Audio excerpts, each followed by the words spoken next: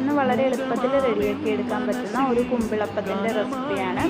അധികം പണികളൊന്നുമില്ല, പെട്ടെന്ന് റെഡിയാക്കി എടുക്കാം. അതിനായിട്ട് മെയിനായിട്ട് വേണ്ടത് ഈ കറുവേലയാണ്. അതിൽ ഉണ്ടാക്കിയെടുക്കുമ്പോൾ നല്ലൊരു പ്രത്യേക ടേസ്റ്റാണ്.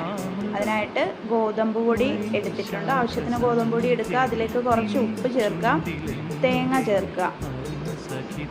എന്നിട്ടത് ശർക്കരപ്പാനി ഒഴിച്ച് കുഴച്ചെടുക്കണം. ആവശ്യമെങ്കിൽ കുറച്ച് വെള്ളം കൂടെയും ചേർത്ത് ഒരുപാട് തിക്കാവാതെ കുറച്ചൊരു ലൂസായിട്ടുള്ള ഒരു കൺസിസ്റ്റൻസിയിൽ കുഴച്ചെടുക്കണം. ഈ ഒരു പരുവത്തിൽ ഇരുന്നാൽ മതി. ഇനി സിമ്പിളാണ്.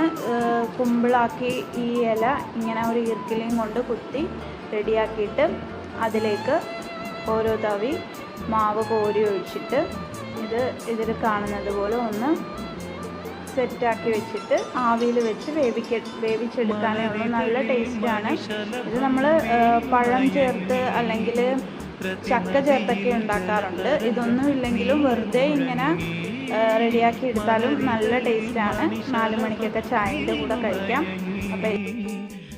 നദിയിൽ ജലതരംഗം നീളെ മുഴങ്ങി, നീറുമെൻ പ്രാണനിൽ നീ ആശതൻ തേനൊഴുക്കി, നീറുമെൻ പ്രാണനിൽ